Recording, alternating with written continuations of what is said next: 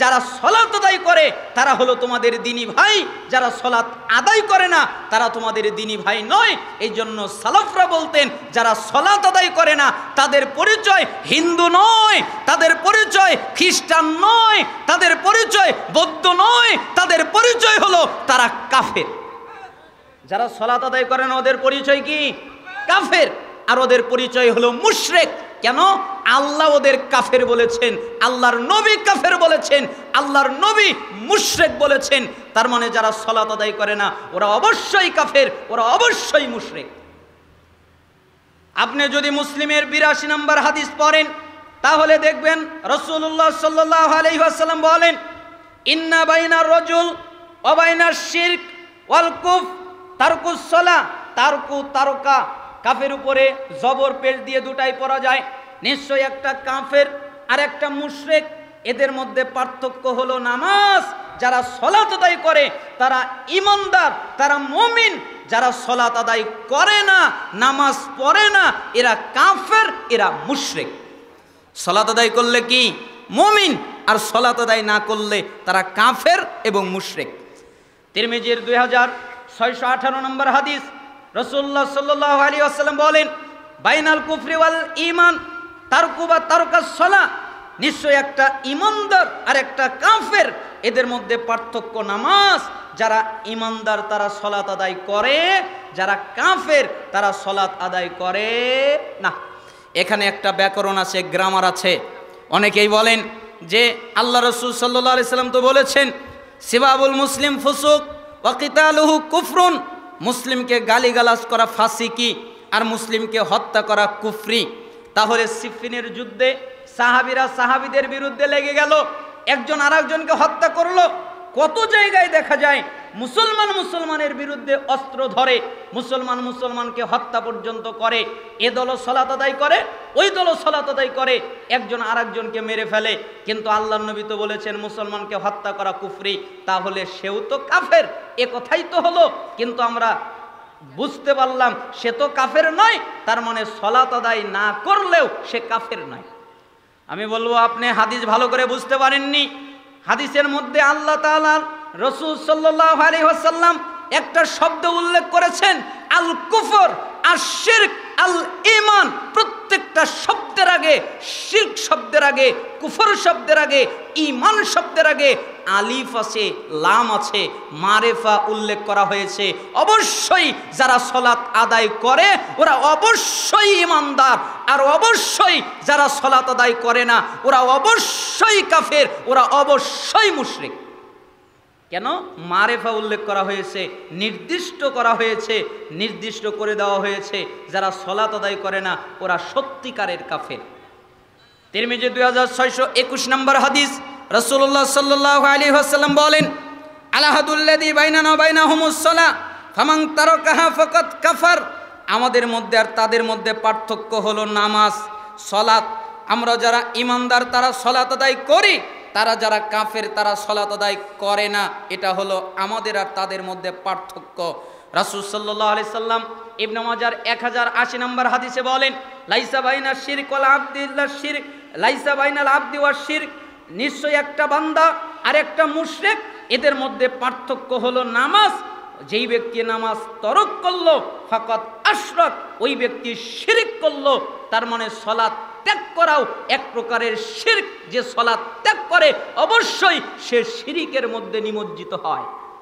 সালাত কার ইবাদত, আর সালাত নামাজ না পড়া কার ইবাদত? শয়তানের। তাহলে সে শয়তানের দাসত্ব করছে, শয়তানের ইবাদত করছে, আল্লাহর সাথে শিরিক করছে। তাই রাসূল সাল্লাল্লাহু আলাইহি সাল্লাম বললেন, নিশ্চয়ই একটা বান্দা, একটা মুশরিক, একটা কাফের, এদের মধ্যে পার্থক্য নামাজ। যে ব্যক্তি নামাজ ছেড়ে দিল ওই ব্যক্তি শিরিক করলো। এটা হলো রাসূলের ফতোয়া।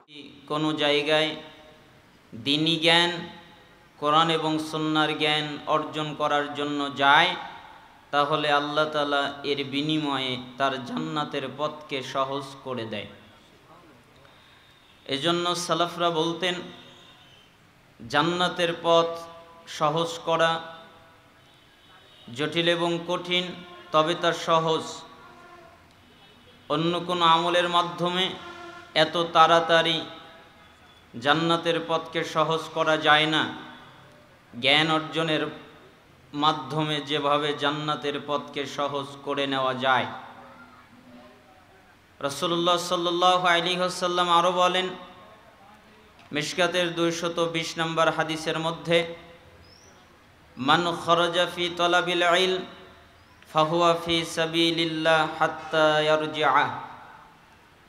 যে ব্যক্তি জ্ঞান অর্জন করার জন্যে, কোরআন এবং হাদিস জানার জন্যে, ইলম জানার জন্যে, বিদ্যা জানার জন্যে বাড়ি থেকে বের হয়।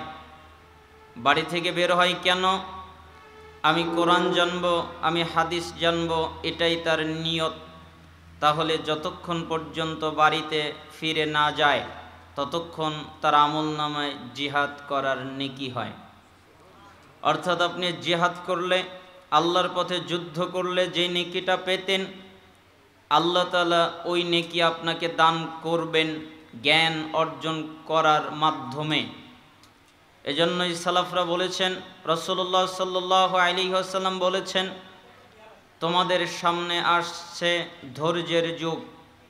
এমন একটা যুগে তোমরা অবস্থান করবে যেই যুগে তোমাদেরকে ধৈর্য ধারণ করে চলতে হবে। সুন্নাহর উপরে টিকে থাকা কঠিন হয়ে যাবে, ঈমানকে নিয়ে বেঁচে থাকা কঠিন হয়ে যাবে। যেভাবে হাতের উপরে আগুন রাখা কঠিন হয়ে যায়, সেভাবে সঠিক পথে থাকা কঠিন হয়ে যাবে।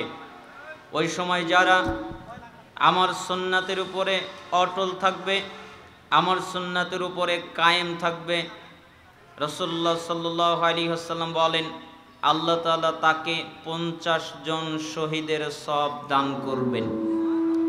অর্থাৎ 50 জন শহীদ শাহাদাত বরণ করে যে নেকিটা পাবে, যে ব্যক্তি শেষ সময়ে একটা সুন্নাতের উপরে অটল থাকবে, তাকে 50 জন শহীদের সওয়াব দেওয়া হবে।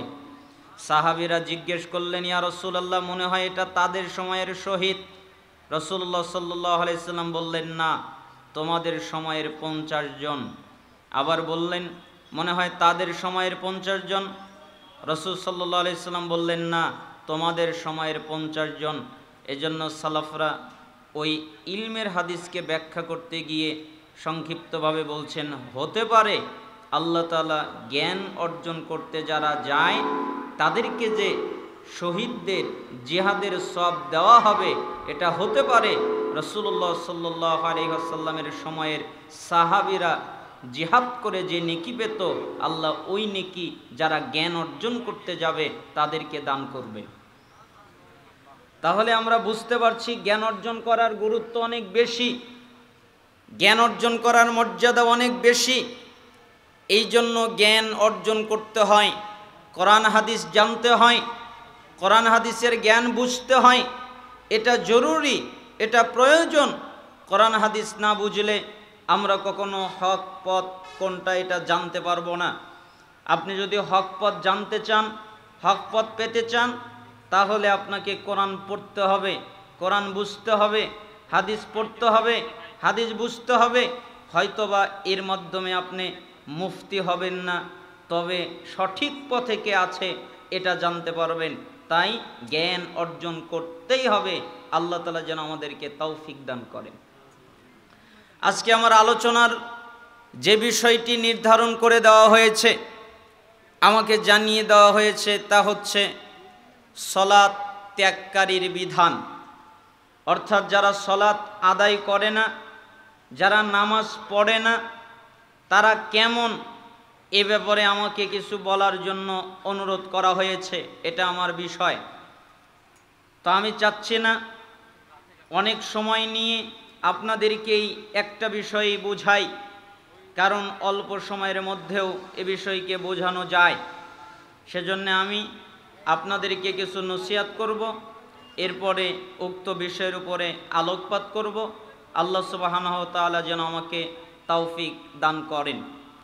সূরা নিসা 115 নম্বর আয়াত, আল্লাহ সুবহানাহু ওয়া তাআলা সেখানে ইঙ্গিত করছেন হেদায়েতের পথ, স্পষ্ট পথ, রাসূলের পথ প্রকাশিত হয়ে যাওয়ার পরে যখন জানতে পারলো এটা আল্লাহর পথ, যখন জানতে পারল এটা রাসূলের পথ, এরপরে সালাফরা মুমিনেরা যেই রাস্তায় চলেছে ওই রাস্তার বিপরীত যারা চলল, তারা যেদিকে যেতে চায় আল্লাহ তাআলা বলেন আমি তাদের সেদিকে ফিরিয়ে দেই আর তাদেরকে একটা পুরস্কার দেই, তার নাম জাহান্নাম। তা কতই না যন্ত্রণাদায়ক, লাঞ্ছনাদায়ক। এই আয়াত দ্বারা সালাফরা বলছেন, সালাফদের বাণী বলা যেতে পারে, তা যদি কোরআন এবং সুন্নাহর সাথে মিলে যায় তাহলে সেই বাক্য বলা যেতে পারে, এতে কোনো অসুবিধা নেই। এজন্য আমি সালাফদের একটি কওল আপনাদের সামনে অনুবাদ করছি, তারপরে কিছু হাদিস অনুবাদ করে আমি আমার উক্ত বিষয়ের উপরে সংক্ষিপ্ত বক্তব্য রেখে আপনাদের কাছ থেকে বিদায় নিতে চাচ্ছি। প্রথমত ইব্রাহিম ইবনে আদহাম রাহিমাহুল্লাহর একটা বর্ণনা, আমার কাছে যতগুলো কওল, যতগুলো বর্ণনা পড়েছি তার মধ্যে এটা একটা আজব আশ্চর্যজনক বক্তব্য। ইব্রাহিম ইবনে আদহাম রাহিমাহুল্লাহ বলেন, একদিন আমার কাছে একজন লোক আসলো, এরপরে এসে আমাকে জিজ্ঞেস করলো, ইব্রাহিম ইবনে আদহাম, জি আপনি তো অনেক বড় মানুষ, আপনি তো আলেম মানুষ, আপনি তো জ্ঞানী মানুষ, আপনার ইলম আছে, আপনার জ্ঞান আছে, আপনি কি আমাকে একটি কথার জবাব দিতে পারবেন? তখন তিনি বললেন, আচ্ছা বলো কি তোমাকে উত্তর দিতে হবে? তখন লোকটা বললেন, আল্লাহ তাআলা বলেছেন তোমরা আমাকে ডাকো, আমি তোমাদের ডাকে সাড়া দিব। এ কথা আল্লাহ নিজে বলেছেন, আমাকে ডাকলে আমি তোমাদের ডাকে সাড়া দিব। কিন্তু আমি আল্লাহকে কত ডাকি, আল্লাহকে কত আহ্বান করি, আল্লাহর কাছে কত কিছু চাই, কিন্তু আল্লাহ আমাকে দেয় না। কারণটা কি আপনি বলতে পারেন? আপনি এটা জানেন আল্লাহ বলেছেন আমার কাছে চাও আর আমি দিব, আর আমি আল্লাহর কাছে চাই, আল্লাহ দেয় না। কারণ কি? আল্লাহ তো বলেছেন চাও দিব, কিন্তু আমি চাই, আল্লাহ দেয় না। কারণটা কি আপনি কি বলতে পারেন? তখন ইব্রাহিম ইবনে আদহাম বললেন, জি আমি বলতে পারি। তাহলে বলেন তো, 5 কারণে আল্লাহ তোমাদের উপরে রাগ করেছেন। তোমরা 5টা অপরাধ করো, 5টা গুনাহ করো, 5টা মারাত্মক অন্যায় করো, এজন্য আল্লাহ তোমাদের উপরে রেগে গেছেন। তোমরা যা চাও আল্লাহ তোমাদের দেয় না। তখন তিনি গুনাহ শুরু করলেন। 1, আরাফতুমুল্লাহ ফালাম তুআদ্দু হাক্কাহু। 1 নাম্বার হলো তোমরা আল্লাহর পরিচয় পেয়েছো, তোমরা আল্লাহর পরিচয় জানো, কিন্তু তোমরা আল্লাহর হক আদায় করো না। এটা হলো একটা কারণ। আচ্ছা, আপনারা কি মনে করেন আল্লাহর পরিচয় জানেন না? আল্লাহর অস্তিত্ব আছে না নাই? জোরে বলেন, আছে না নাই? এক শ্রেণীর লোকেরা বলে আল্লাহর কোনো অস্তিত্ব নাই। তো আল্লাহর যদি অস্তিত্ব না থাকে, তারাই বলে জান্নাতের সবচেয়ে বড় নিয়ামত হচ্ছে আল্লাহকে দেখা। তো আল্লাহর যদি অস্তিত্ব না থাকে, দেখবেটা কি? আবার তারাই বলে যে আল্লাহ হলো নিরাকার। আবার ইমাম আবু হানিফা রাহিমাহুল্লাহ নাকি 99 বার দেখেছে, 100 বার দেখেছে স্বপ্নে। তো দেখলো কি? নিরাকার তো, তাহলে দেখলোটা কি? এই জন্য এই একটা কথাও সঠিক নয়। আল্লাহর অস্তিত্ব আছে, আল্লাহর হাত আছে, আল্লাহর পা আছে, আল্লাহ কথা বলেন, আল্লাহ খুশি হন, আল্লাহ রাগান্বিত হন। আল্লাহ সুবহানাহু ওয়া তাআলার এই গুণগুলো আছে, আল্লাহ সুবহানাহু ওয়া তাআলার সিফাত আছে, সবগুলো আছে। কিন্তু প্রশ্ন হলো কেমন? আমরা জবাবে বলবো আল্লাহর যেমন লাগবে তিনি তেমন, তবে তার অস্তিত্ব আছে। এই যে আল্লাহর আযাব কি তা জানো, আল্লাহর শাস্তি কি তা জানো, আল্লাহর শান্তির জায়গা কি তাও জানো, আল্লাহর পরিচয় কি তাও জানো, কিন্তু তোমরা আল্লাহর হক আদায় করো না। এজন্য আল্লাহ তোমাদের দোয়াটা কবুল করে না। আল্লাহর হক কি? আল্লাহর হক হলো একমাত্র আল্লাহর ইবাদত করা, তার সাথে কাউকে শরীক না করা। আল্লাহর ইবাদত করবে, এটাই তার দায়িত্ব। আল্লাহ এই পৃথিবীতে তাকে অন্য কোনো কাজে পাঠায়নি, তাওহীদ প্রতিষ্ঠা করার জন্য পাঠিয়েছে। আমরা তাওহীদ বোঝাতে অনেক সময় আমাদের লেগে যায়, কিন্তু আমি একজন সালাফের কাছ থেকে তাওহীদ শিখেছিলাম। তিনি আমাকে বলেছিলেন তাওহীদ বুঝতে কিছু লাগে না, সূরা ফাতিহার একটি আয়াতের বাক্য লাগে, ইয়্যাকা না'বুদু ওয়া ইয়্যাকা নাস্তাঈন। আমরা কেবলমাত্র তোমার ইবাদত করি আর কেবলমাত্র তোমার কাছে সাহায্য চাই। এই যে ইয়াকা, কেবলমাত্র তোমারই, কেবলমাত্র তোমারই, শুধুমাত্র তোমারই, একমাত্র তোমারই, এই কেবলমাত্র, শুধুমাত্র, একমাত্র, এটাই হলো তাওহীদ। আর বুঝতে কিছু লাগে না, এই শব্দটুকু বুঝলে তাওহীদ বুঝে যাবে। সালাত একমাত্র আল্লাহর জন্যে, যাকাত একমাত্র আল্লাহর জন্যে, সিয়াম একমাত্র আল্লাহর জন্যে, হজ একমাত্র আল্লাহর জন্যে, জিকির আজকার একমাত্র আল্লাহর জন্যে, মানুষের সাথে ভালো আচরণ একমাত্র আল্লাহর জন্যে। বাজারঘাট করব কেন? আল্লাহর জন্যে। আমার ইবাদত করতে হবে, আমার শরীরটাকে সুস্থ রাখতে হবে। মানুষের সাথে উত্তম ব্যবহার করব কেন? আল্লাহকে সন্তুষ্ট করার জন্যে। প্রত্যেকটা কাজকে আল্লাহকে সন্তুষ্ট করার জন্যে করব। এটাই হচ্ছে তাওহীদ। আর এই তাওহীদ তোমরা প্রতিষ্ঠা করো না, আল্লাহর ইবাদত করো না, তাই আল্লাহ তোমাদের উপরে রেগে গেছেন। আল্লাহর পরিচয় জানো, আল্লাহর হক আদায় করো না। আল্লাহর হক কি? তার ইবাদত করা, তার সাথে কাউকে শরীক না করা। কেন? আল্লাহ আপনাকে আর আমাকে বানিয়েছেন তার ইবাদত করার জন্যে, না অন্য কোনো কারণে।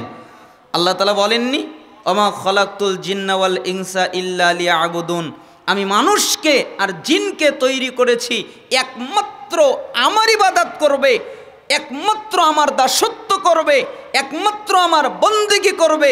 মা উরিদু মিনহুম মির রিজকিন ওয়া মা উরিদু আইয়ুতঈমুন, আমি এদের কাছে কোনো রিজিক চাই না, খাবার চাই না, খাদ্য চাই না। যারা আমাকে খাবার দেবে, খাদ্য দেবে, নিশ্চয়ই ইন্নাল্লাহ হুয়ার রাজ্জাক, নিশ্চয়ই আল্লাহ তিনিই হলেন রিজিক দাতা। এজন্য সালাফরা বলতেন তোমার দায়িত্ব আল্লাহর ইবাদত করা আর আল্লাহর দায়িত্ব তোমাকে রিজিক দেওয়া। তাহলে এক নম্বর আল্লাহর পরিচয় জানো কিন্তু তার হক আদায় করো না, তার মানে আল্লাহর ইবাদত করো না, তাওহীদ প্রতিষ্ঠা করো না, এই কারণে তোমাদের দোয়া কবুল হয় না। দুই, ওয়াকরাতুমুল কুরআন ফালাম তা'মালু বিমা ফিহি, তোমরা কোরআনুল কারীম পাঠ করো ঠিকই কিন্তু ওই অনুযায়ী তোমরা নিজেরা চলো না। কোরআন পড়ে, কোরআন তেলাওয়াত করে কিন্তু কোরআন অনুযায়ী নিজেরা চলে না। আসলে সবার সাথে কোরআনের বুঝ ভাগ করা যায় না, এক একজন এক এক রকমভাবে বোঝে, এক একজনের মাথার ভিতরে আল্লাহ এক এক রকম বাক্য ঢুকিয়ে দেয়। আল্লাহ সুবহানাহু ওয়া তাআলা এক একজনকে সঠিকটা বুঝায় আর অনেককে সঠিকটা বুঝায় না। এক একজন অনেক দূর দেখতে পারে, অনেকজন অনেক দূর দেখতে পারে না। এই জন্য সালাফরা এই বাক্য যখন বলতেন, তারা বলতেন তোমরা কোরআনুল কারীম পাঠ করো ঠিকই কিন্তু ওই অনুযায়ী চলো না। কোরআন পড়লো, কোরআন তেলাওয়াত করলো কিন্তু ওই অনুযায়ী নিজের জীবনকে বাস্তবায়ন করলো না, এর দ্বারা তার কোনো উপকার হবে? কিয়ামত পর্যন্ত যদি খতম করে, একটার পরে আরেকটা খতম করে, কিন্তু একটা আয়াত অনুযায়ী যদি নিজের জীবনকে বাস্তবায়ন না করে, তার এক পয়সা উপকার নেই, সে যতই তেলাওয়াত করুক। কারণ আল্লাহ শুধুমাত্র তেলাওয়াত করার জন্য এই কিতাব নাজিল করে নাই, এই কিতাব বুঝার জন্য নাজিল করেছেন, এই কিতাব অনুযায়ী নিজের জীবনকে পরিচালিত করার জন্য নাজিল করেছেন, ঠিক না? এই জন্য আল্লাহ তাআলা সূরা তাহার 124, 125, 126 নম্বর আয়াতে উল্লেখ করেছেন ওয়ামান আ'রাদা আন যিকরি ফাইন্না লাহু মাঈশাতান দনকা ওয়া নাহশুরুহু ইয়াওমাল কিয়ামাতি আ'মা। আল্লাহ তাআলা বলেন যেই ব্যক্তি আমার কিতাব থেকে, আমার স্মরণ থেকে, আমি যেই কিতাব কোরআন নাজিল করেছি এই কিতাব থেকে মুখ ফিরিয়ে নেবে, আমার স্মরণ থেকে মুখ ফিরিয়ে নেবে। সালাফরা বলছেন এর অর্থ হলো আল্লাহর কিতাব বুঝা থেকে যারা মুখ ফিরিয়ে নিবে, আল্লাহর কিতাব বুঝবে না, আল্লাহর কিতাব বুঝার প্রয়োজন বোধ করবে না, আল্লাহ সুবহানাহু ওয়া তাআলা বলেন আমি তাদের জীবিকাকে, আমি তাদের জীবনকে সংকীর্ণ করে দিব। তাদের জীবন সংকীর্ণ হয়ে যাবে, দুনিয়াবী জীবনে তাদের জীবন সংকীর্ণ হয়ে যাবে, পরকালীন জীবনে তাদের জীবন উভয় জগতে সংকীর্ণ হয়ে যাবে। আর কিয়ামতের দিন আমি যখন তাকে উঠাবো তখন অন্ধ করে উঠাবো, অন্ধ হয়ে উঠবে, কিছু চোখে দেখতে পারবে না। তাই সে আল্লাহকে বলবেন ক্বালা রাব্বি লিমা হাশারতানি আ'মা ওয়া ক্বাদ কুনতু বাসীরা, হে আমার রব আজকে কেন আপনি আমাকে অন্ধ করে উঠালেন? আমি যখন দুনিয়ায় ছিলাম তখন আমি এই চোখ দিয়ে দেখতে পারতাম, আজকে কেন আমাকে অন্ধ করে ওঠানো হলো? তখন আল্লাহ তাআলা বলবেন, কালা কাযালিকা আতাতকা আয়াতুনা ফানাসিতাহা ওয়া কাযালিকাল ইয়াওমা তুনসা। কেন? তোমার কাছে যখন আমার আয়াত গিয়েছিল, তোমার কাছে যখন আমার কোরআন গিয়েছিল, তখন তুমি আমার আয়াত থেকে যেভাবে মুখ ফিরিয়ে নিয়েছিলে, আজকের দিন আমি তোমার থেকে ওইভাবে মুখ ফিরিয়ে নিলাম। আমার কিতাব থেকে যেভাবে মুখ ফিরিয়ে নিয়েছিলে, তোমার থেকে মুখ ফিরিয়ে নিলাম। আল্লাহ যদি এ কথা বলে, তাহলে যারা কোরআন পরিত্যাগ করে তাদের অবস্থা কি হতে পারে? আল্লাহ সুবহানাহু ওয়া তাআলা আরো বলেন, আমাইয়াশু আন যিকরির রহমান নুকাইয়িদ লাহু শাইতানা ফাহুয়া লাহু কারিন। যেই ব্যক্তি আমার স্মরণ থেকে মুখ ফিরিয়ে নেবে, আমার কিতাব থেকে মুখ ফিরিয়ে নেবে, আমার কিতাব বুঝার চেষ্টা করবে না, তা থেকে বিমুখ থাকবে, আমি তার সাথে একটা শয়তানকে নিয়োজিত করে দিব, একটা শয়তানকে লাগিয়ে দেব। সাথী দুইজন হতে হবে, হয় তার সাথে হবে কোরআন, যদি কোরআন তার সাথী হয় তাহলে শয়তানকে সরিয়ে দেওয়া হবে, আর যদি কোরআন তার সাথী না হয় তাহলে শয়তানকে লাগিয়ে দেওয়া হবে। শয়তান হবে তার সাথী, শয়তান হবে তার বন্ধু, শয়তান হবে তার সঙ্গী, এটা আল্লাহ লাগিয়ে দেবেন। আর সে শয়তানের অনুসরণ করবে, ফাহুয়া লাহু কারিন, ফলে সে হয়ে যাবে তার সঙ্গী, ফলে সে হয়ে যাবে তার সাথী। তাই শয়তান যা বলবে ও তাই করবে। সূরা যুখরুফের 36 নম্বর আয়াতে এ কথা আল্লাহ তাআলা বলেছেন। তার মানে আল্লাহ তাআলার কিতাব বুঝতে হবে। শুধু তাই নয়, সূরা ফুরকান 30 নম্বর আয়াত আল্লাহ তাআলা বলেন, ওয়াকালা রাসূল, সেদিন রাসূল বলবেন, ইয়া রাব্বি, হে আমার রব, নিশ্চয়ই আমার এই জাতির লোকেরা কোরআনকে পরিত্যাজ্য করেছে। ইন্না কওমি ইত্তাখাযু হাযাল কুরআনা মাহজুরা, নিশ্চয়ই আমার এই জাতির লোকেরা কোরআনকে পরিত্যাজ্য করেছে, কোরআনকে পরিত্যাগ করেছে। এই জন্য আমি আজকে তাদের বিরুদ্ধে মামলা দায়ের করলাম। ইমাম ইবনে তাইমিয়া রাহিমাহুল্লাহ বলেন, এই আয়াতের অর্থ হলো, এর দ্বারা বোঝা যায় যারা শুধু কোরআন তেলাওয়াত করে না এরা কোরআন পরিত্যাগকারী, যারা শুধু কোরআন তেলাওয়াত করে কিন্তু কোরআন বোঝে না এরাও কোরআন পরিত্যাগকারী, যারা শুধু কোরআন তেলাওয়াত করে, কোরআন বোঝে কিন্তু কোরআন অনুযায়ী আমল করে না, নিজের জীবনকে বাস্তবায়ন করে না, এরাও কোরআন পরিত্যাগকারী। যারা কোরআন তেলাওয়াত করে, যারা কোরআন বোঝে, যারা কোরআন অনুযায়ী আমল করে, এরাই হলো কোরআনকে গ্রহণকারী। এর একটাও যদি ছেড়ে দেয় তাহলে তারা কোরআন পরিত্যাগকারী। আর এদের প্রত্যেকের বিরুদ্ধে রাসূল মামলা দায়ের করবেন, আমার জাতির লোকেরা কোরআনকে পরিত্যাগ করেছে, তাই আমি তাদের বিরুদ্ধে মামলা দায়ের করলাম। আল্লাহ তাআলা সূরা আহকাফের 3 নম্বর আয়াতে বলেন, এর চাইতে স্পষ্ট আয়াত আর হতে পারে না।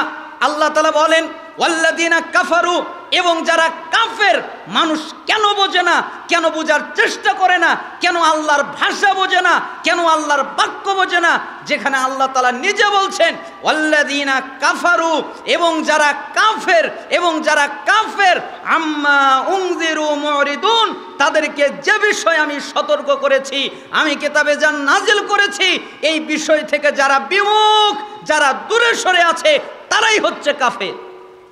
এ কথা যে মানুষ কেন বোঝে না তা আমার বুঝে আসে না। এত স্পষ্ট আয়াত যেখানে আল্লাহ তাআলা উল্লেখ করে দিলেন, আমি যেই কিতাব নাজিল করেছি এই কিতাব থেকে যারা বিমুখ, এই কিতাব তারা পড়ে না, এই কিতাব তারা গবেষণা করে না, এই কিতাব অনুযায়ী নিজেরা পরিচালিত হয় না, এই কিতাব দিয়ে নিজেকে বাস্তবায়ন নিজের উপরে প্রতিষ্ঠা করতে চায় না, এই কিতাবকে, এই কিতাব অনুযায়ী তারা চলে না, এরা হলো কাফের, যারা বিমুখ থাকে। একথা আল্লাহ তাআলা বললেন। সালাফরা এই আয়াতের ব্যাখ্যা করতে গিয়ে বলেছেন, যারা ইলমে দ্বীন অর্জন করে না তারা কুফরি করলো, আর কেউ কেউ এদেরকে নাস্তিক এবং মুরতাদদের সাথে অন্তর্ভুক্ত করেছেন। যারা দ্বীনি জ্ঞান অর্জন করে না, আল্লাহর ইবাদত করে না, এরা নাস্তিক এবং মুরতাদদের অন্তর্ভুক্ত, তাদের সাথে উল্লেখ করা হয়েছে। তার মানে আপনাকে যে কোনো মূল্যে কোরআন বুঝতেই হবে না। আপনারা কি মনে করেন আল্লাহ কি কোরআন বোঝার জন্য দিয়েছেন না তেলাওয়াতের জন্যে? আপনি কতগুলো বই শেষ করে ফেলেন, আপনি মাস্টার্স পর্যন্ত পড়তে পড়তে কতগুলো বই খতম করে ফেলেন, কিন্তু একটা কিতাব কোরআন, যেটা আপনার জন্য জরুরি, আপনার জন্য প্রয়োজন, আপনার গাইড বুক, সেইটা আপনি প্রথম থেকে শেষ পর্যন্ত পড়ার চেষ্টা করেন না। এজন্য আপনাদেরকে অনুরোধ করব, অবশ্যই কোরআনুল কারীম পড়বেন, কোরআনুল কারীম বুঝবেন, তার তাফসির জানবেন। আল্লাহ সুবহানাহু ওয়া তাআলা আপনাদেরকে এই তৌফিক দান করুন। তাহলে 2 নম্বর, তোমরা কোরআনুল কারীম পাঠ করো ঠিকই, কিন্তু ওই অনুযায়ী তোমরা চলো না। অকুলতুম নুহিব্বুর রাসূল সাল্লাল্লাহু আলাইহি ওয়াসাল্লাম ওয়া তারাকতুম সুন্নাতাহু। 3, তোমরা বলো আমরা রাসূলকে ভালোবাসি, আমরা রাসূলকে মুহাব্বত করি, এ কথা তোমরা বলো, কিন্তু তোমরা নিজেরা রাসূলের সুন্নাত ফলো করো না। তোমরা বলো ঠিকই যে রাসূলকে মানি, কিন্তু সুন্নাতের ক্ষেত্রে তোমরা রাসূলের সুন্নাত ফলো করো না। তোমরা বিভিন্ন তরিকা, বিভিন্ন পীর, বিভিন্ন পদ্ধতি, বিভিন্ন রেওয়াজ রেজমের দিকে তোমরা ধাবিত হয়ে যাও, কিন্তু রাসূলের সুন্নাত তোমরা ফলো করো না। অথচ বলার সময় বলো যে আমরা রাসূলকে মুহাব্বত করি। এজন্যই কোরআনুল কারীমে অনেকগুলো আয়াত এসেছে।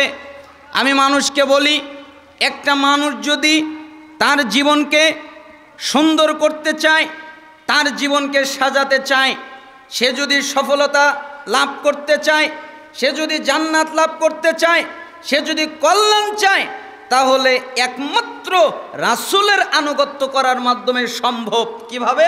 আপনি সূরা আল ইমরান খোলেন, 31 নম্বর আয়াত, আল্লাহ তাআলা বলেন, কুল, হে নবী আপনি বলেন, ইন কুনতুম তুহিব্বুনাল্লাহ ফাত্তাবিউনি ইউহিব্বুকুমুল্লাহ ওয়া ইয়াগফির লাকুম যুনুবাকুম।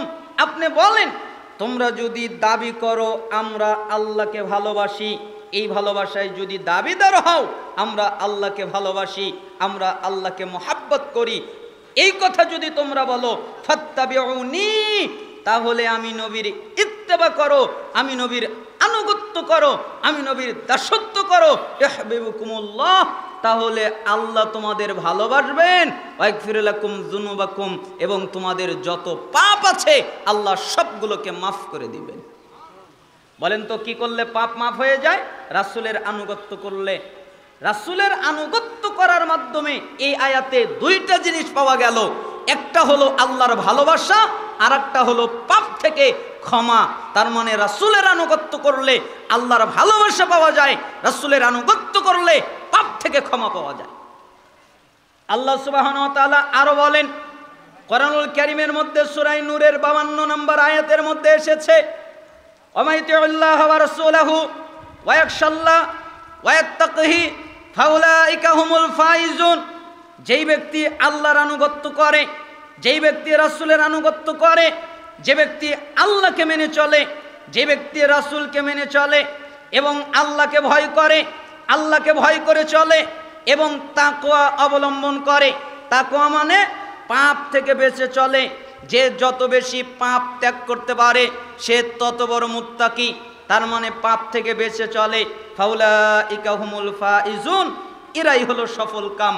আর সালাফরা বলতেন সফল কাম মানে এরা হলো জান্নাতি, কারণ যারা জান্নাতি তারাই হচ্ছে সফল কাম।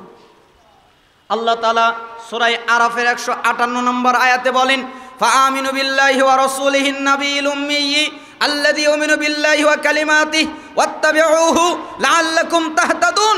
তোমরা ঈমান আনো আল্লাহর প্রতি এবং আল্লাহর সেই উম্মি নবীর প্রতি, যেই নবী আল্লাহর প্রতি ঈমান এনেছেন এবং আল্লাহ যেই কিতাব নাজিল করেছেন ওই কিতাবের প্রতিও ঈমান এনেছেন। ওয়াত্তাবিউহু, তোমরা এই নবীর আনুগত্য করো, তোমরা এই নবীর অনুসরণ করো, তোমরা এই নবীর ইত্তেবা করো, লাআল্লাকুম তাহতাদুন, তাহলে তোমরা হেদায়েত প্রাপ্ত হবে। আল্লাহ তোমাদেরকে হেদায়েত দান করবেন। তার মানে রাসূলের আনুগত্য করলে হেদায়েত পাওয়া যায়। এজন্য আমি মানুষকে বলি, 4টা জিনিস যদি মানুষ পেয়ে যায় তার আর কিছু লাগে না। 1, আল্লাহর ভালোবাসা, 2, হেদায়েত, 3, পাপ থেকে ক্ষমা, 4, জান্নাত। আচ্ছা বলেন তো, এই 4টা জিনিস যদি কেউ পেয়ে যায় তার কি আর কিছু লাগে? আর এই 4টা জিনিসই পাওয়া যায় রাসূলের আনুগত্য করার মাধ্যমে, রাসূলের ইত্তেবা করার মাধ্যমে। গোটা দেশ প্রত্যেকটা মানুষ রাসূলকে ভালোবাসে, মুহাব্বত করে, এটা দাবি করে, কিন্তু রাসূলের সুন্নাতের উপর দিয়ে ছুরি চালিয়ে দেয়। এরা দাবি করে রাসূলকে মুহাব্বত করি, রাসূলকে ভালোবাসি, কিন্তু রাসূলের সুন্নাতকে উপেক্ষা করে, রাসূলের সুন্নাতকে ঠাট্টা হত্যা করে, রাসূলের সুন্নাতকে বিদ্রূপ পর্যন্ত করে। আজকে ঠিক পর্যন্ত সুন্নাত পালন করা যায় না। কিছুদিন আগে এক ছেলে আমিন বলল, এই কারণে তাকে মসজিদ থেকে পিটিয়ে বের করে দেওয়া হলো, হাসপাতালে বন্দী হয়ে থাকলো কিছুদিন। তাহলে তার দোষ ছিল কি? তার কোনো দোষ নেই। রাসূল সাল্লাল্লাহু আলাইহি সাল্লাম এবং তার সাহাবীরা জোরে আমিন বলতেন, তাই ছেলেটা জোরে আমিন বলেছে, এটাই তার দোষ। কত জায়গায় কত তাওহীদবাদী মুসলমান ভাইরা রয়েছেন যারা সুন্নাত পালন করার কারণে তাদেরকে উপেক্ষা করা হয়, তাদেরকে সমাজ থেকে বয়কট করা হয়, তাদেরকে সমাজ থেকে ত্যাগ করা হয়, তাদেরকে সমাজের বিরুদ্ধে উস্কানিমূলক লোক এই কথা তাদের বিরুদ্ধে লাগিয়ে দেওয়া হয়। কেন? তারা সুন্নাত আমল করে, সুন্নাতের উপরে অটল থাকে। তাই এই জন্যই রাসূল সাল্লাল্লাহু আলাইহি সাল্লামের উপরে বারবার আয়াত নাজিল হয়েছে, বারবার হাদিস নাজিল হয়েছে, বারবার যতগুলো আয়াত এবং হাদিস পড়া যায় সুন্নাতের উপরে, তার দ্বারা বোঝা যায় একমাত্র সুন্নাতের ভিতরে কল্যাণ রয়েছে, এছাড়া আর কোনো পদ্ধতি আর কোনো তরিকার মধ্যে কল্যাণ থাকতে পারে না। সেজন্য আপনাকে সুন্নাত ফলো করতে হবে। তাই সালাফ বললেন, তোমরা তো বলো আমরা রাসূলকে ভালোবাসি, কিন্তু তো সুন্নাত পালন করো না, এজন্য তোমাদের দোয়া কবুল হয় না। অকুলতুম নালানু ইবলিস ওয়াতাতুমুহু, 4 তোমরা বলো ইবলিস খারাপ, ইবলিস মন্দ, ইবলিস জঘন্য, এ কথা তোমরাই বলো। আচ্ছা, আপনারা কি মনে করেন ইবলিস খারাপ না ভালো? খারাপ না? এজন্য তোমরাই বলো ইবলিস খারাপ, ইবলিস জঘন্য, ইবলিস মন্দ, কিন্তু তোমরা নিজেরা ওই ইবলিসকেই মানো, ঠিক না? ইবলিস আমাদের চিরশত্রু না? আমাদের শত্রুকে ইবলিস, কিন্তু আমরা সেটা নিতে পারিনি। আমরা মানুষের বিরুদ্ধে এখন শত্রুতা করি, মানুষের বিরুদ্ধে লেগে যায়, একজন আরেকজনের বিরুদ্ধে কিভাবে লেগে পড়তে পারে এই প্রতিযোগিতায় তারা মেতে ওঠে। অথচ হাদিসের মধ্যে এসেছে, আবু হুরায়রা রাদিয়াল্লাহু আনহু তিনি বলেন, একটা সুন্দর চমৎকার হাদিস আপনাদের সামনে অনুবাদ করি। আবু হুরায়রা রাদিয়াল্লাহু আনহু তিনি বলেন, রাসূলুল্লাহ সাল্লাল্লাহু আলাইহি ওয়াসাল্লাম বলেছেন, লা তাহাসাদু, তোমরা পরস্পরে হিংসা করো না, একজন আরেকজনের সাথে হিংসা করো না। ওয়ালা তানাজাসু, তোমরা একে অপরের বিরুদ্ধে গিয়ে একে অপরের মধ্যে দালালি করো না, দালালি করে দাম বাড়িয়ে দিও না।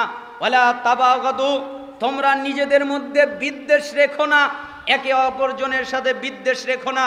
ওয়ালা তাদাবারু, তোমরা কারো পিছু নিও না, পিছনে খুঁজে খুঁজে বের করো না এই লোকটা কি দোষ করেছে, তাহলে তোমরা পরস্পরে হিংসা করো না, তোমরা একে অপরের হয়ে দালালি করো না, তোমরা নিজেদের মধ্যে বিদ্বেষ রেখো না, তোমরা কেউ কারো পিছনে নিও না। ওয়ালা ইয়াবি বাদুকুম আলা বাইবাদ, তোমরা কারো কেনা বেচার সময় আগ বেড়ে কিনতে যাও না। তোমার ভাই কোনো জিনিস কিনতে গেছে, তুমি যদি ওই জিনিসটা কিনতে যাও তাহলে তোমার ভাইয়ের কষ্ট হবে, তাই তুমি ওই জিনিসটা কিনিও না। আবার তোমার ভাই কোনো জায়গায় বিবাহের প্রস্তাব দিয়েছে, এখন তুমিও যদি ওই জায়গায় বিবাহের প্রস্তাব দাও তাহলে তোমার ভাই কষ্ট পাবে। আগে তোমার ভাই সরে যাক, সে যদি তার মতকে পাল্টিয়ে নেয় তাহলে তুমি প্রস্তাব দিতে পারো, তাহলে তুমি কিনতে পারো। কত সুন্দর কথা রাসূল সাল্লাল্লাহু আলাইহি সাল্লাম বললেন। এরপরে বললেন, ওয়াকুনু ইবাদাল্লাহি ইখওয়ানা, তোমরা সবাই আল্লাহর বান্দা, ভাই ভাই হয়ে যাও। আল মুসলিম আকুল মুসলিম, মুসলমান মুসলমানের ভাই, প্রত্যেকটা মুসলিম আর একজন মুসলিমের ভাই। লা ইয়াজলিমুহু, মুসলিম মুসলমানের উপরে জুলুম করতে পারে না। ওয়ালা ইয়াখযিলুহু, মুসলমান মুসলমানকে লজ্জিত করতে পারে না। ওয়ালা ইয়াকযিবুহু, মুসলমান মুসলমানের সাথে মিথ্যা বলতে পারে না। ওয়ালা ইয়াহকিরুহু, মুসলমান মুসলমানকে হেয় করতে পারে না, তুচ্ছ তাচ্ছিল্য করতে পারে না। আত্তাকওয়া হাহুনা ওয়া ইউশিরু ইলা সাদরিহি সালাসা মাররাতিন, এ কথা বলে রাসূলুল্লাহ সাল্লাল্লাহু আলাইহি সাল্লাম বুকের দিকে ইঙ্গিত করে বললেন, তাকওয়া এখানে, 3 বার উল্লেখ করে বললেন, তাকওয়া এখানে, তাকওয়া এখানে, তাকওয়া এখানে। বিহাসবি ইমরিইম মিনাশ শাররি আইয়াহকিরা আকাহুল মুসলিম, কোন মুসলমানের খারাপ হওয়ার জন্য এতটুকু যথেষ্ট, সে আরেকজন মুসলমানকে তুচ্ছভাবে তাচ্ছিল্য করে। তার মানে আপনি যদি আরেকজন মুসলমানকে তুচ্ছ করেন, তাচ্ছিল্য করেন, তাহলে আপনি খারাপ, এটা আপনি করতে পারবেন না। কুল্লুল মুসলিম আলাল মুসলিমি হারাম দামুহু ওয়া মালুহু ওয়া ইরদুহু, প্রত্যেক মুসলমানের জন্য অপর মুসলমানের উপরে হারাম। সে মুসলমানের রক্ত ঝরাতে পারে না, সে মুসলমানের সম্পদ নিয়ে নিতে পারে না, সে মুসলমানের সম্মান নষ্ট করতে পারে না। এই হাদিস মানুষ পড়েও না, পড়লেও বোঝেও না। কত চমৎকার সমাজের সাথে রাসূল সাল্লাল্লাহু আলাইহি সাল্লাম খাপ খেয়ে একজনের দ্বারা যেন আর একজনের ক্ষতি না হয়। তাই মুসলিমের 2564 নম্বর হাদিস তিনি উল্লেখ করলেন। তার মানে আমি আপনাকে বোঝাতে চাচ্ছিলাম, আপনার আমার শয়তান শত্রু, কোনো মানুষ আপনার, কিন্তু তোমরা ওই শয়তানেরই আনুগত্য করো। ওয়াল খামিসাতু তারাকতুম আয়ুবাকুম আখাযতুম ফি উয়ুবিন নাস। 5 নাম্বার, তোমরা নিজেদের দিকে না তাকিয়ে আরেকজনকে নিয়ে ব্যস্ত হয়ে যাও। নিজে যে পাপ করো এই চিন্তা নেই, নিজে যে গুনাহ করো এই চিন্তা নেই, নিজে যে অন্যায় করো এই চিন্তা নেই। তুমি বলছো লোকটা কত খারাপ, লোকটা সুদ খায়, লোকটা কত খারাপ, লোকটা ঘুষ খায়, লোকটা কত খারাপ, লোকটা জিনা করে, লোকটা ব্যভিচার করে, এ কথা তুমি বলছো। কিন্তু বক্তা, তুমি যে আর একজনের গীবাত করছো, তোমার কি মনে নাই ও সুদ খেয়ে ঘুষ খেয়ে যে পাপ করেছে ওর পাপ আল্লাহ ক্ষমা করে দেবে, কিন্তু তুমি যে আর একজনের গীবাত করেছো তোমার পাপ আল্লাহ কোনোদিন ক্ষমা করবে না। যতক্ষণ পর্যন্ত যার গীবত করা হয়েছে সে যদি ক্ষমা করে না দেয়, আল্লাহ ক্ষমা করবে না। গীবতের পাপ ক্ষমা হয়, আল্লাহ ক্ষমা করেন। ওই যার গীবত করা হয়েছে তার কাছে ক্ষমা চাইলে সে যদি ক্ষমা করে দেয় তাহলে আল্লাহ ক্ষমা করে দেয়, এছাড়া ক্ষমা হয় না। তাই আমি আপনাকে বলছিলাম নিজেকে নিয়ে ব্যস্ত থাকেন। এই 5টা কথা তিনি বললেন, এই 5টা কাজ করো না, তাই আল্লাহ তোমাদের দোয়া কবুল করে না। 5টা কাজ যদি করো আল্লাহ তোমাদের দোয়া কবুল করবে। 1, তোমরা আল্লাহর পরিচয় পেয়েছো, আল্লাহর হক আদায় করো না, অতএব আল্লাহর পরিচয় পেয়ে তার ইবাদত করা উচিত। 2, তোমরা কোরআনুল কারীম পাঠ করো কিন্তু ওই অনুযায়ী চলো না, তাই তোমাদেরকে কোরআন অনুযায়ী চলা উচিত। 3, তোমরা বলো আমরা রাসূলকে ভালোবাসি কিন্তু তার সুন্নাত মানো না, কিন্তু তোমাদের উচিত রাসূলের সুন্নাত ফলো করা। 4, তোমরা বলো ইবলিশ খারাপ, জঘন্য, মন্দ, কিন্তু তোমরা ইবলিশকে মানো, অথচ তোমাদের জন্য উচিত ইবলিশকে না মানা। 5, তোমরা নিজেকে নিয়ে ব্যস্ত না হয়ে আর একজনকে নিয়ে ব্যস্ত হয়ে যাও, অথচ তোমাদের জন্য উচিত নিজেকে নিয়ে ব্যস্ত হয়ে যাওয়া। 5টা কথা বললেন। জামিয়া বায়ানিল ইলমি ওয়া ফাদলিহি, এই কিতাবের মধ্যে 1220 নম্বর বর্ণনা, এটা আমি আপনাদের সামনে অনুবাদ করলাম। আল্লাহ সুবহানাহু ওয়া তাআলা আমাদেরকে বোঝার এবং আমল করার তৌফিক দান করুন। সময়ের ব্যবধানে কিছু হাদিস অনুবাদ করতে চেয়েছিলাম, ওইদিকে আমি যাচ্ছি না। আমার যেহেতু যেই বিষয়ে উল্লেখ করার কথা বলা হয়েছে তা হচ্ছে সলাৎ পরিত্যাগকারীর বিধান। যারা সলাৎ আদায় করে তাদের অনেক ফজিলত আছে, ফজিলত অনেক রয়েছে হাদিসের মধ্যে, কোরআনের মধ্যে। কিন্তু যারা সলাৎ আদায় করে না, যারা সলাৎ ত্যাগ করে, তাদের জন্য কঠিন কঠিন বাণী আল্লাহ উল্লেখ করেছেন, রাসূল উল্লেখ করেছেন, সাহাবীরা উল্লেখ করেছেন, তাবিরা উল্লেখ করেছেন, তাবিরা উল্লেখ করেছেন, এবং ইমামগণ মুহাদ্দিসগণ উল্লেখ করেছেন।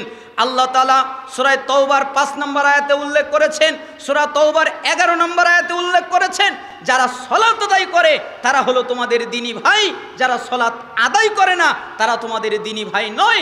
এই জন্য সালাফরা বলতেন যারা সলাত আদায় করে না তাদের পরিচয় হিন্দু নয়, তাদের পরিচয় খ্রিস্টান নয়, তাদের পরিচয় বৌদ্ধ নয়, তাদের পরিচয় হলো তারা কাফের। যারা সলাত আদায় করে না ওদের পরিচয় কি? কাফের। আর ওদের পরিচয় হলো মুশরিক। কেন? আল্লাহ ওদের কাফের বলেছেন, আল্লাহর নবী কাফের বলেছেন, আল্লাহর নবী মুশরিক বলেছেন। তার মানে যারা সলাত আদায় করে না ওরা অবশ্যই কাফের, ওরা অবশ্যই মুশরিক। আপনি যদি মুসলিমের 82 নম্বর হাদিস পড়েন তাহলে দেখবেন রাসূলুল্লাহ সাল্লাল্লাহু আলাইহি ওয়াসাল্লাম বলেন, ইন্না বাইনার রাজুল ওয়া বাইনাশ শিরক ওয়াল কুফর তারকুস সালাহ। তারকু তারকা, কাফের উপরে জবর পেশ দিয়ে দুটাই পড়া যায়। নিশ্চয় একটা কাফের আর একটা মুশরিক, এদের মধ্যে পার্থক্য হলো নামাজ। যারা সলাত আদায় করে তারা ঈমানদার, তারা মুমিন। যারা সলাত আদায় করে না, নামাজ পড়ে না, এরা কাফের, এরা মুশরিক। সলাত আদায় করলে কি মুমিন, আর সলাত আদায় না করলে তারা কাফের এবং মুশরিক। তিরমিজির 2618 নম্বর হাদিস, রাসূলুল্লাহ সাল্লাল্লাহু আলাইহি ওয়াসাল্লাম বলেন, বাইনাল কুফরি ওয়াল ঈমান তারকু বা তারকাস সালাহ। নিশ্চয় একটা ঈমানদার আর একটা কাফের, এদের মধ্যে পার্থক্য নামাজ। যারা ইমানদার তারা সলাত আদায় করে, যারা কাফের তারা সলাত আদায় করে না। এখানে একটা ব্যাকরণ আছে, গ্রামার আছে। অনেকেই বলেন যে আল্লাহ রাসূল সাল্লাল্লাহু আলাইহি সাল্লাম তো বলেছেন সিবাবুল মুসলিম ফুসুক ওয়া কিতালুহু কুফরুন, মুসলিমকে গালিগালাজ করা ফাসিকি আর মুসলিমকে হত্যা করা কুফরি। তাহলে সিফিনের যুদ্ধে সাহাবীরা সাহাবীদের বিরুদ্ধে লেগে গেল, একজন আরেকজনকে হত্যা করলো। কত জায়গায় দেখা যায় মুসলমান মুসলমানের বিরুদ্ধে অস্ত্র ধরে, মুসলমান মুসলমানকে হত্যা পর্যন্ত করে। এ দলও সালাত আদায় করে, ওই দলও সালাত আদায় করে, একজন আরেকজনকে মেরে ফেলে। কিন্তু আল্লাহর নবী তো বলেছেন মুসলমানকে হত্যা করা কুফরি, তাহলে সেও তো কাফের, এ কথাই তো হলো। কিন্তু আমরা বুঝতে পারলাম সে তো কাফের নয়, তার মানে সালাত আদায় না করলেও সে কাফের নয়। আমি বলবো আপনি হাদিস ভালো করে বুঝতে পারেননি। হাদিসের মধ্যে আল্লাহ তাআলা রাসূল সাল্লাল্লাহু আলাইহি ওয়াসাল্লাম একটা শব্দ উল্লেখ করেছেন, আল কুফর আর শিরক আল ঈমান। প্রত্যেকটা শব্দের আগে, শিরক শব্দের আগে, কুফর শব্দের আগে, ঈমান শব্দের আগে আলিফ আছে, লাম আছে, মারেফা উল্লেখ করা হয়েছে। অবশ্যই যারা সালাত আদায় করে ওরা অবশ্যই ঈমানদার, আর অবশ্যই যারা সালাত আদায় করে না ওরা অবশ্যই কাফের, ওরা অবশ্যই মুশরিক। কেন? মারেফা উল্লেখ করা হয়েছে, নির্দিষ্ট করা হয়েছে, নির্দিষ্ট করে দেওয়া হয়েছে যারা সালাত আদায় করে না ওরা সত্যিকারের কাফের। তিরমিজি 2621 নম্বর হাদিস, রাসূলুল্লাহ সাল্লাল্লাহু আলাইহি ওয়াসাল্লাম বলেন আলাহাদুল্লাযী বাইনানা ওয়া বাইনাহুমুস সালাহ ফামান তারাকাহা ফাকাদ কাফার। আমাদের মধ্যে আর তাদের মধ্যে পার্থক্য হলো নামাজ, সালাত। আমরা যারা ঈমানদার তারা সালাত আদায় করি, তারা যারা কাফের তারা সালাত আদায় করে না। এটা হলো আমাদের আর তাদের মধ্যে পার্থক্য।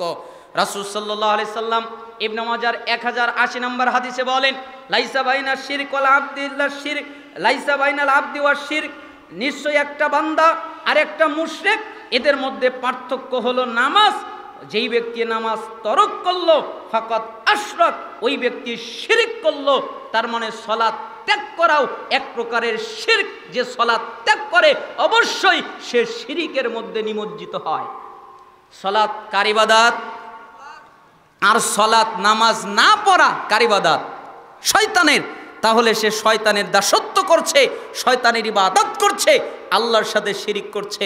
তাই রাসূল সাল্লাল্লাহু আলাইহি সাল্লাম বললেন নিশ্চয়ই একটা বান্দা, একটা মুশরিক, একটা কাফের, এদের মধ্যে পার্থক্য নামাজ। যে ব্যক্তি নামাজ ছেড়ে দিল ওই ব্যক্তি শিরিক করলো। এটা হলো রাসূলের ফতোয়া। পরবর্তী প্রজন্ম সাহাবী তাদের ফতোয়া। আব্দুল্লাহ বিন মাসউদ রাদিয়াল্লাহু আনহু তিনি বলেন মান তারাকাস সালাহ ফালা দীন লাহু, যারা সালাত আদায় করে না এদের কোনো দিন ধর্ম নাই। আলী রাদিয়াল্লাহু আনহু বলেন মাল্লাম ইউসাল্লি ফাহুয়া কাফিরুন, যারা সালাত আদায় করে না এরা কাফের।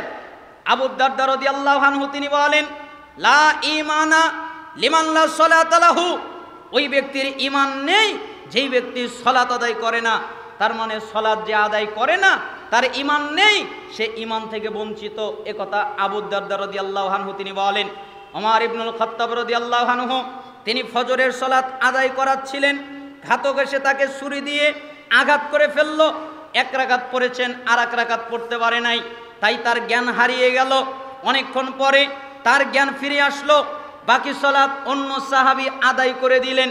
জ্ঞান ফিরে পাওয়ার পরে আমাদের মতো নয়, আমরা যেমন জিজ্ঞেস করি আমার ওয়ারিস কোথায়, আমার সন্তান কোথায়, আমার স্ত্রী কোথায়, আমার মা বাপ কোথায়, এরকম করে আমরা দুনিয়াবি বিষয় জিজ্ঞেস করি। কিন্তু ওমর ইবনুল খাত্তাব রাদিয়াল্লাহু আনহু তিনার যখন জ্ঞান ফিরে পেল তিনি আর দুনিয়াবি কোনো বিষয় জিজ্ঞেস করলেন না। তিনি বললেন লোকেরা কি সালাত আদায় করেছে, লোকেরা কি সালাত আদায় করেছে? সাহাবীরা বললেন জি সালাত আদায় হয়ে গেছে।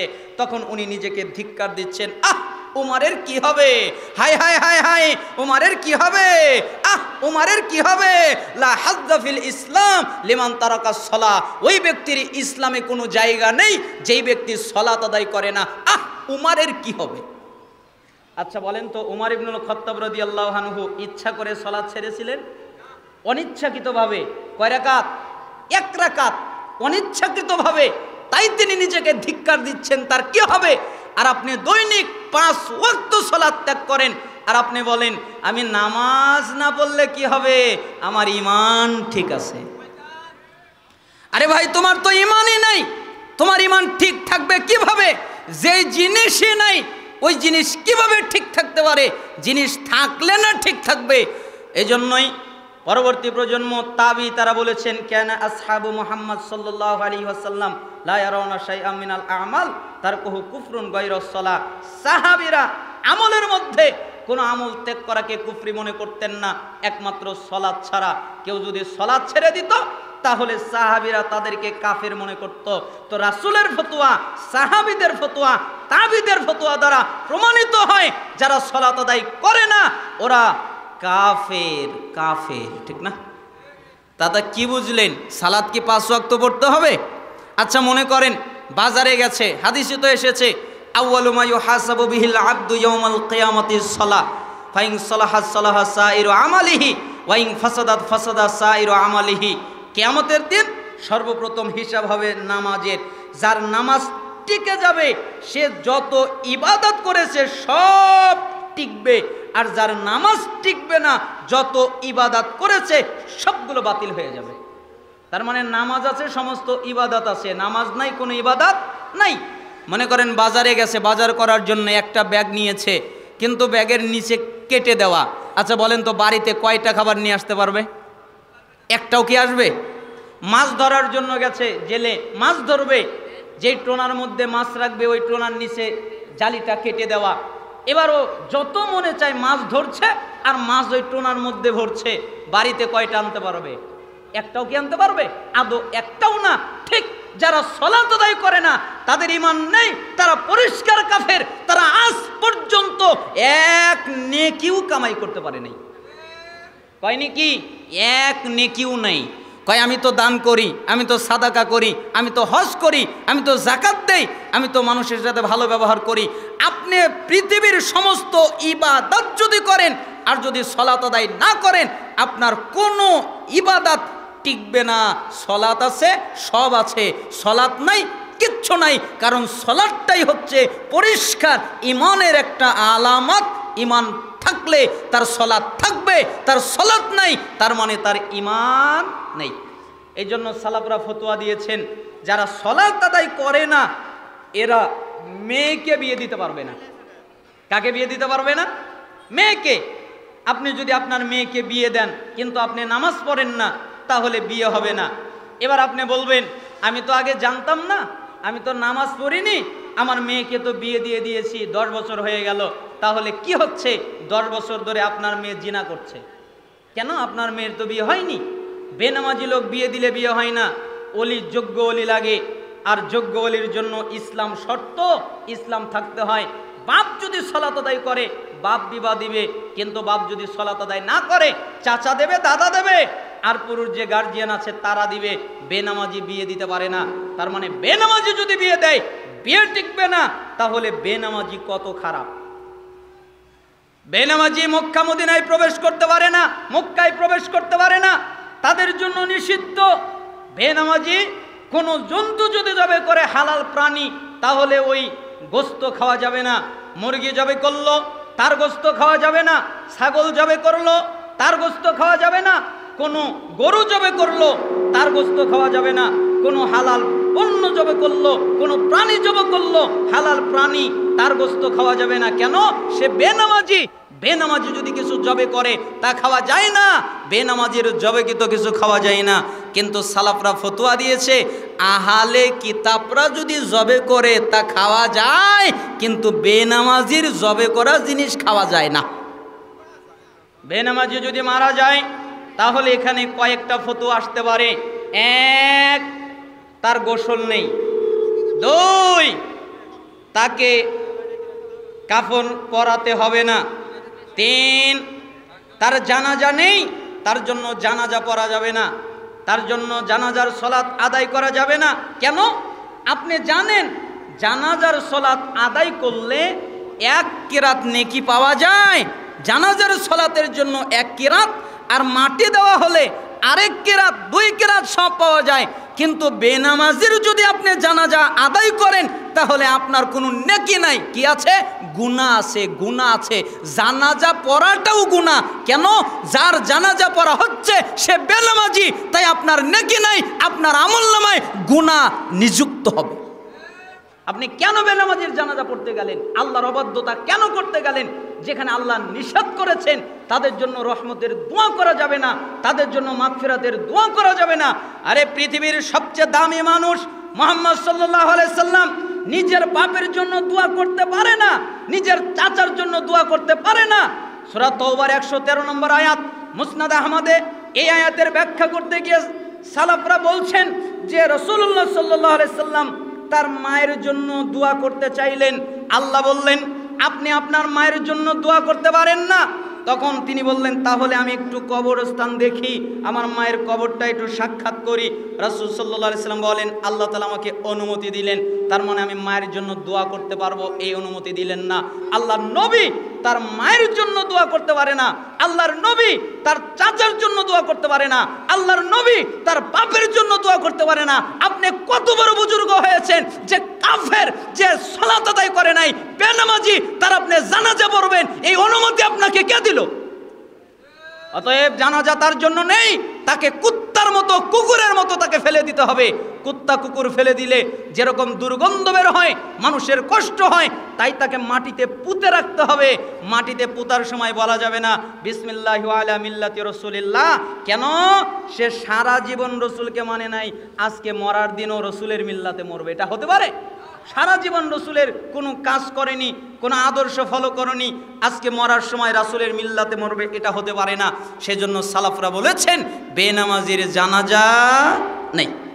আবার তিনারা বলেছেন বেনামাজি যদি সালাত আদায় না করে, স্বামী সালাত আদায় করে, স্ত্রী সালাত আদায় করে না, স্ত্রী সালাত আদায় করে, স্বামী সালাত আদায় করে না, তাহলে তাদের বিবাহ বিচ্ছিন্ন হয়ে যাবে। আল্লাহ তাআলা সূরা মুমতাহিনার 10 নম্বর আয়াত দিয়ে উল্লেখ করেছেন, সালাফরা এই আয়াত দিয়ে প্রমাণ করেছেন, রাসূলুল্লাহ সাল্লাল্লাহু আলাইহি সাল্লাম এই আয়াত দিয়ে প্রমাণ করেছেন যে বেনামাজি স্বামী, বেনামাজি স্ত্রী, একজন নামাজ পড়ে আর একজন পড়ে না, তাহলে তোমরা দুজনের মধ্যে বিচ্ছিন্ন করে দাও। আর সালাফরা বলতেন এই জায়গায় অটো তালাক হয়ে যায়। কি তালাক হয়? অটো তালাক। অটো তালাক মানে এক তালাক, দুই তালাক, এটা বলা লাগে না, এমনিতেই তালাক হয়ে যায়, এটাকে বলা হয় অটো তালাক। ঠিক যারা সালাত আদায় করে না তাদের বউ অটো তালাক হয়ে যায়, যারা সালাত আদায় করে না তাদের স্বামী অটো তালাক হয়ে যায়। এবার যদি আপনি বলেন স্বামীও সালাত আদায় করে না, স্ত্রীও সালাত আদায় করে না, তাহলে কি হবে? ওরা দুইজনই তো সালাত আদায় করে না, ওদের জন্য তো বিধানই নাই। ওদের জন্য বিধান আছে, কিন্তু একজন সালাত আদায় করে আর একজন করে না, তাদের জন্য এই বিধান। ওরা তো এমনিই কাফের মুশরিক, ওদের জন্য তো আর বিধানের দরকার নেই। কিন্তু একজন পরে আর একজন পরে না, তাদের জন্য বিধান আলাদা করে দাও। কেন? তাদের বিয়ে টেকে না, বিয়ে তাদের নষ্ট হয়ে যায়। এর দ্বারা বুঝলাম পৃথিবীর মধ্যে, আসমানের নিচে, জমিনের উপরে সবচেয়ে খারাপ মানুষ, সবচেয়ে জঘন্য মানুষ যে নামাজ আদায় করে না। এর মতো জঘন্য আল্লাহর কাছে আর কেউ নাই। যে মদ পান করে সে আল্লাহর কাছে অত জঘন্য নয়, যে নিষাদার দ্রব্য পান করে সে আল্লাহর কাছে অত জঘন্য নয়, যে প্রত্যেক দিন একটা করে মেয়েকে নিয়ে রাত উপভোগ করে সেও আল্লাহর কাছে অতটা নিন্দনীয় নয় যতটা নিন্দনীয় খারাপ হচ্ছে বেনামাজি। এজন্য আমি আপনাকে বোঝাতে চাইলাম জীবনের সমস্তটুকু দিয়ে হলেও সালাত আদায় করবেন, নামাজ পড়বেন, কখনো নামাজের সাথে কার্পণ্য করবেন না। আল্লাহ তাআলা যেন আমাদেরকে নামাজ পড়ার তৌফিক দান করেন। পড়বেন তো 5 ওয়াক্ত, নাকি খালি লিল্লাহি তাকবীর? হে আল্লাহ আমাদেরকে 5 ওয়াক্ত সালাত পড়ার তৌফিক দান করো। হাত নামান। এই 5 ওয়াক্ত সালাত অবশ্যই আদায় করবেন, কখনো ত্যাগ করবেন না। আল্লাহ সুবহানাহু ওয়া তাআলা যেন আপনাদেরকে কবুল করেন। আমি ভাঙাচোরা ভাবে কয়েকটি কথা বললাম, আমার কথায় যদি কেউ ব্যথা পেয়ে থাকেন ক্ষমা সুন্দর দৃষ্টিতে দেখবেন। আপনাদের সালাতের একটা প্রস্তুতি আছে, ওযুর প্রয়োজনীয়তা রয়েছে, সেজন্য আমি এখানেই আমার আলোচনা শেষ করছি। আল্লাহ সুবহানাহু ওয়া তাআলা আমাদের প্রত্যেককে কবুল করুন, এই সম্মেলনকে কবুল